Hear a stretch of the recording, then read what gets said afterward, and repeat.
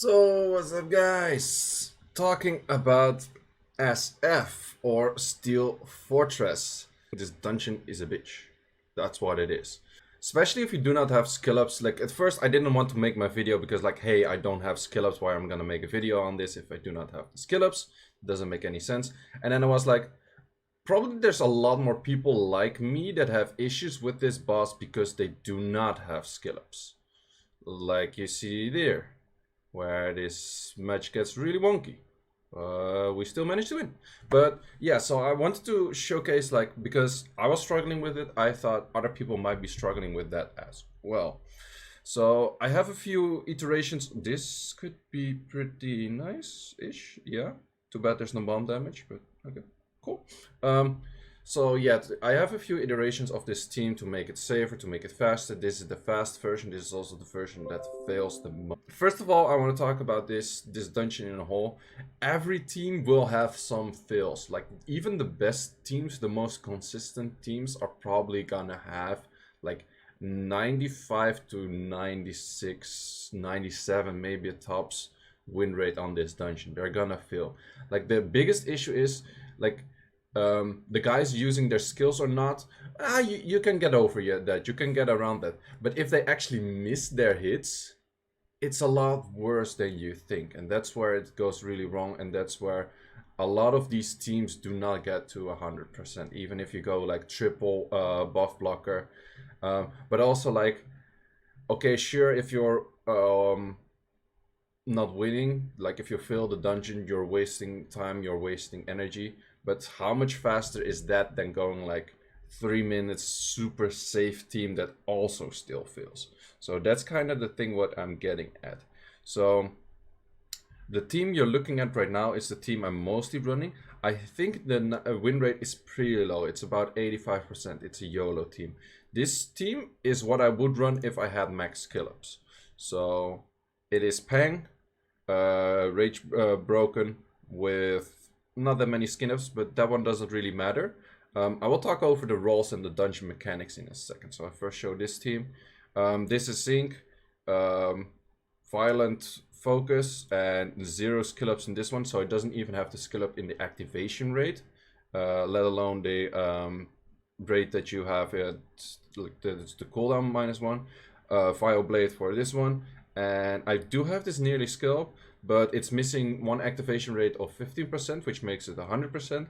I do have the skill up for 10% activation, and I missed a skill up for a cooldown reduction. So I missed the two biggest ones on these.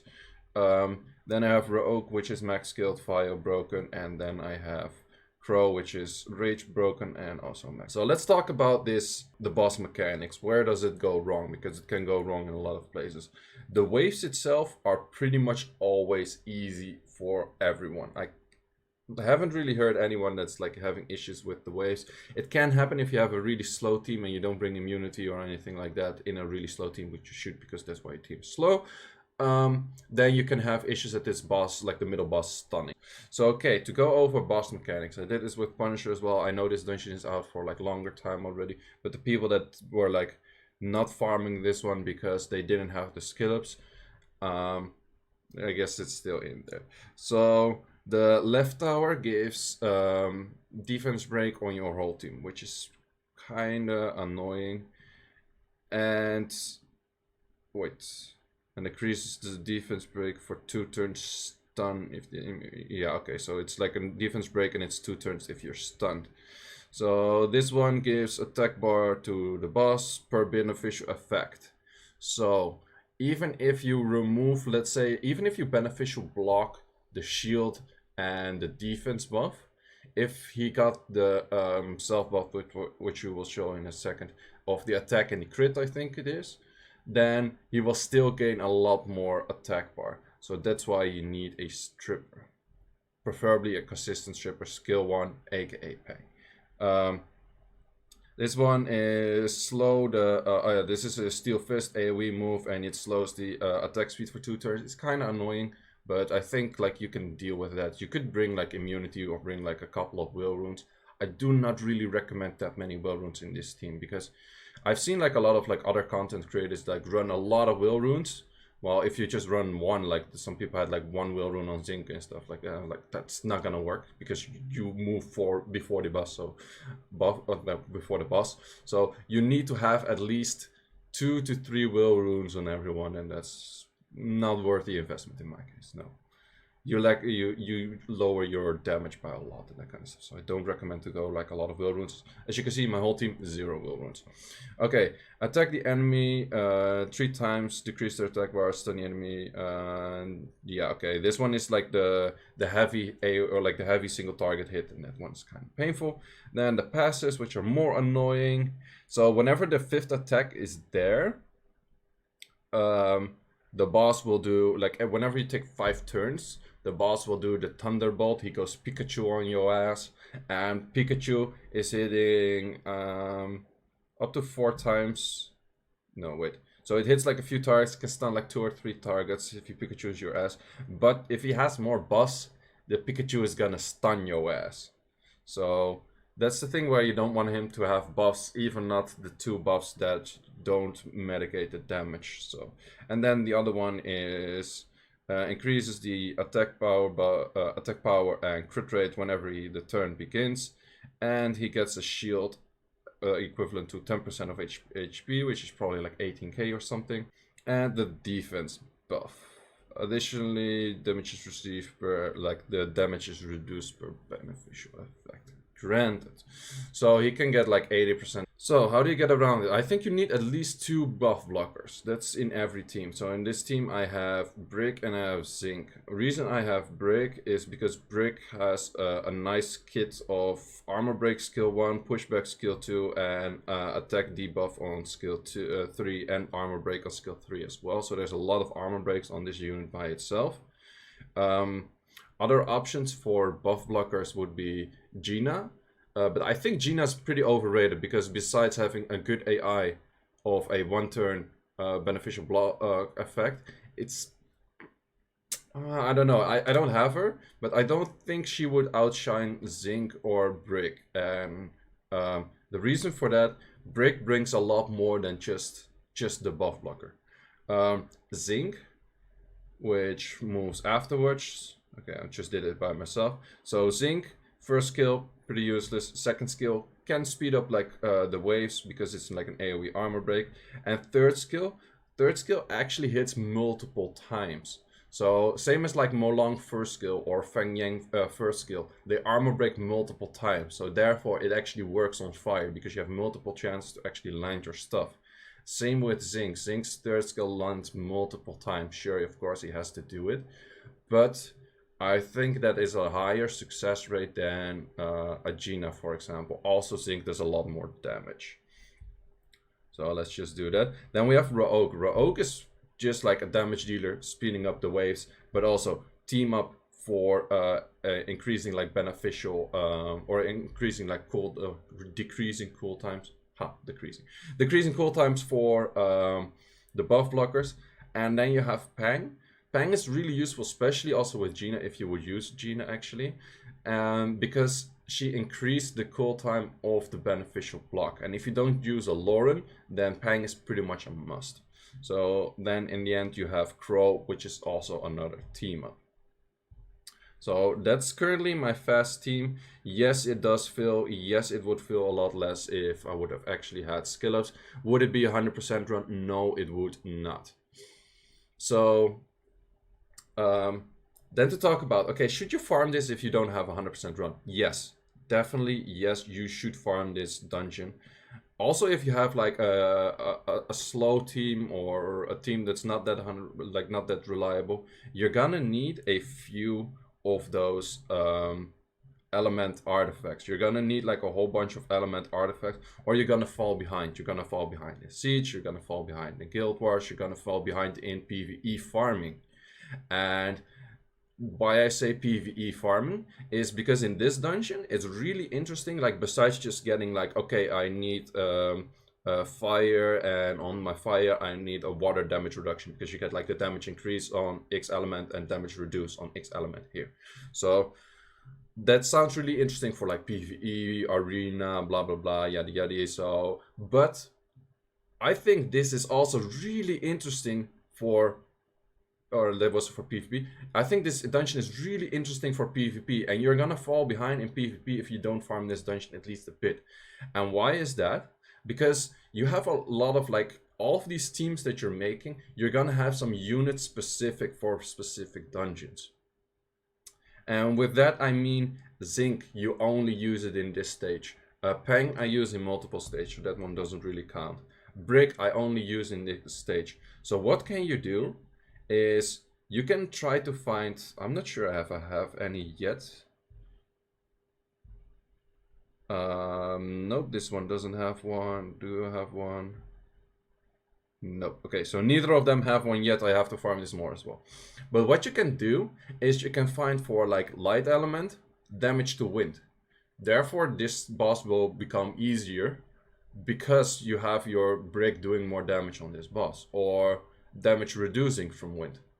And so also for like if you have twins you just use them in dark, dark, so necro, and dragon, so fire. So I tried to find these two in one artifact on water, because at first you think like, water like doing more damage on dark, that's useless artifact. No, you can use that you can use it for your twins. You can use it for doing a lot more damage on the bosses, and that's where it actually helps a lot. So you gotta try to, like, same for like your giants units are probably just giants units. It's gonna be your orang, it's gonna be your yen. Yen is probably also mainly like either Elunia, which is water, or giants, which is water. So try to focus at least a few of these,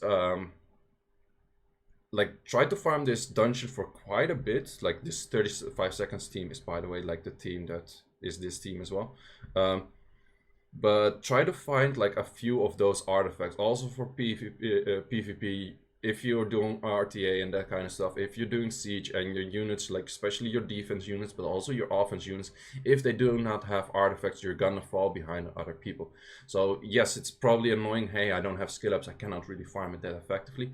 Try to find a way, like try to find a team that is effective for you, that you can still farm to like a decent success these artifacts. I'm gonna show like a few replacements, a few other teams. So let's see what happens if this team doesn't do their beneficial blocks in the first round. So okay, it doesn't do it in the second round as well. There you get heavy damage, and this is a fail. Okay, there we go. But one unit is stunned, and I do not have my pang up. I could, no, this is not a win unless he goes really heavy on a scar right now. Nope, he's too slow. So yeah, that can happen. That can happen. Okay. So how to make this team safer? The most, or the easiest way to make this team safer, but also a lot slower, is removing Pang, removing Crow. I like to keep Rogue in there. And then we're gonna add a Fran, and we're gonna add a Lauren. So the Lauren is just, she's double fight shield. She doesn't need to be double fight. She could be anything as long as she's speed tuned to go just after the beneficial blockers. Reason is she has to go afterwards is because if they hit and I don't land a beneficial block right away, the boss will get his shield and his defense buff up. If Lauren moves before, she's maybe gonna strip, and then you have to take down the shield by yourself, and the defense buff will stay. So that's pretty annoying. Fran is also pretty good because she, as one, reduces the attack bar of the boss. She heals, she cleanses, she puts immunity, of course, but she also puts attack debuff, which is pretty big. So this is the other team I would run on this one. Let's say you don't have a brick. Well, brick was HOH, so you fucked that one up. Let's say you don't have a zinc. The zinc can be replaced by a Gina. Gina is the unawakened Dark Witch.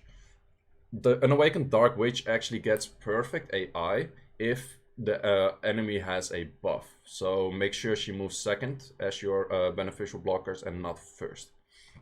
In any team, you're gonna need 2 beneficial blockers.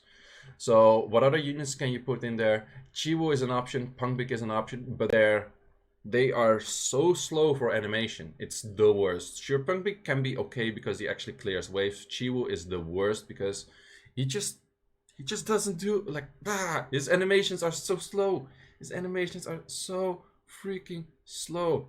As you can see here, Lorne has more issues stripping the boss than Peng has, because Peng in every hit will strip, or well, reduce the cooltime of above -1, so will technically always strip. Lorne makes it a lot safer because the boss doesn't get any turn. Can you put both in?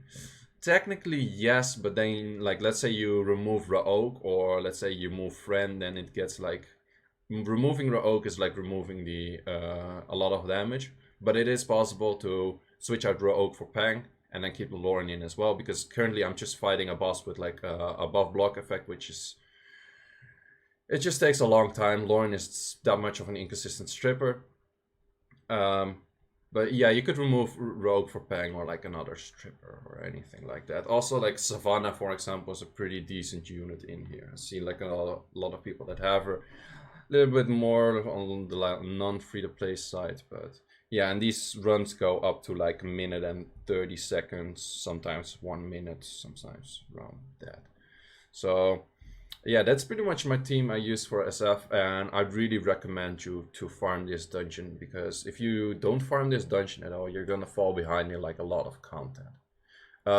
Don't like mainly focus on it, like focusing on it like a little bit, struggle with it a little bit, and make your team get like at least artifacts on like the unit you care about. Get like a decent artifact, like not just like base stats, but like a decent fitting artifact, and then just move on to the other content until you have your team, your skill ups and that kind of whatnot, and then you can actually like clear the boss.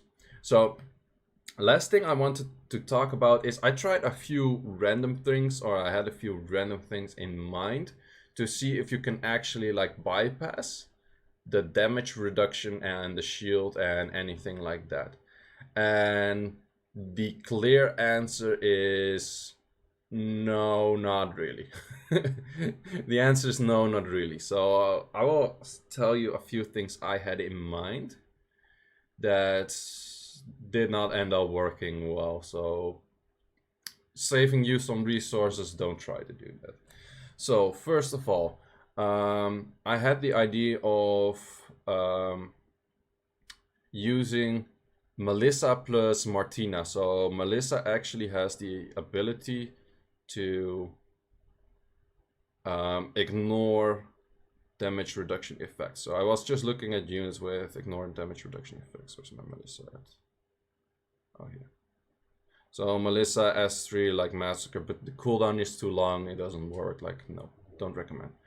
Leica, I don't have a Leica, but Leica could a little bit work, I guess. But he's also like, the moment he gets stunned, it's not that great. Another option I had, this one was like really like going next level, next level, which was actually planning to make a team like this. And I 6-star double Karay now, and I was leveling them, and at some point I was like, okay, let's actually test like how much damage do you do on the boss, because with their skill 1 they ignore all damage reduction effects. So technically you shoot straight through the through like everything, all of the debuffs and everything in the passive. Skill ups matter a lot, because his 7th skill up actually means that it goes like plus 5, 5, 5, and then like 5, and then yeah, so that's like 15, or no, I don't know, but it ends up like 45% extra damage on skill 1, which is a lot. So with the hit and aim, you have like the 200% increased damage, and then with like a rogue team up, I was hoping that it would do like a lot of damage. So I actually tried this like manually, and then I gave them like really good runes. They had like an okay-ish artifact, I would say. Not max level, not max skill, but like the few extra levels. Like I was just testing like how far do you actually get. Like if I get to 80%, I know I get to like 100% damage.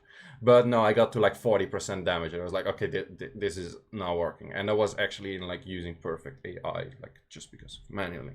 So no, like don't try anything like that. That shit just doesn't work. I just ruined 2 6-stars for science. So yeah, that's about it for my team. That's about what I run it. I don't run this dungeon too much. I was just like focusing on getting like, I think I run this dungeon for about a day or two just to get like enough artifacts that I can work with.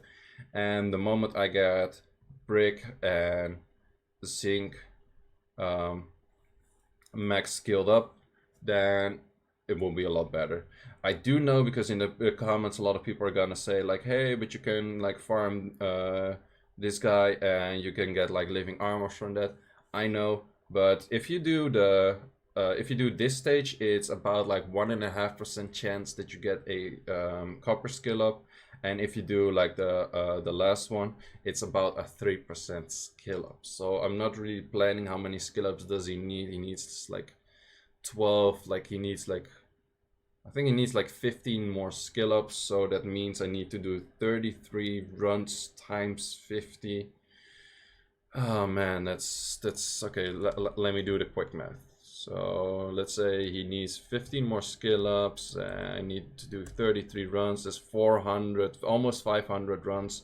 Times 6 energy, I need to burn 3,000 crystals. So, or no, 3,000 energy. I need to burn 600 crystals on getting this thing, and those 500 runs, like these things don't run that fast. If you want to run it with fodder, like it's gonna take you a whole day or more. So yeah, if you're planning to, if you really want to, yeah, you can farm this one. I would recommend to farm like the top floor for like a day, and then you might have enough. But I don't really like doing that. I really hate scenarios, like, and I really hate wasting 600 crystals on scenarios. So that's my 2 cents on it, and until then, I'll be farming the other dungeons. Thanks for watching. If you have any questions, things, whatever, I did forget about the unawakened vampire. I did not mention Ager, and unawakened vampire is as good as Gina, so he's actually pretty good. I did not mention the dark vampire. Why? Because his AI is absolutely trash. His AI is the worst. It just starts throwing skill once, it never does skill 2. Like, I would not recommend that unit at all. Like, if, let's say if it's your 3rd beneficial blocker, sure, then it's doable. Let's say you make a team, so yeah, let's say you make a team like this. It is possible, but I don't really recommend, like, you use him more for other stuff. He's also not skilled up, haha. You use him for more than other stuff than the weaken, because the weaken on him is like really bad. Also, blood contract is pretty bad because you use blood contract to get healing, but you need, for that healing you need to take a turn, and for taking a turn you don't have to get stunned. So if you're stunned in a stun lock, you will die anyways. So the blood contract is not really a great healing, like in this case, unless you add immunity. But what kind of immunity do you add? A Fran, but the Fran already heals and already puts attack buff, so then your Ager gets kind of absolute. So that's, or Iger, or whatever his name is of that weird thing. So I don't really recommend those 2 units. So yeah, I think that's all for this dungeon. Video is too long already, like normally. Thanks for watching, guys. Like, comment, subscribe. Like, it really helps me out. I checked that in the analytics that about 80, like I checked in the analytics, about 28% of the people are actually subscribed. So I would highly like it to boost up that number to whatever, but it's more, we're approaching like we just passed the 7,000 subscribers. I hope to pass like 10,000 by the end of the year. So hope you guys can help me out with that, and thanks for watching, and peace.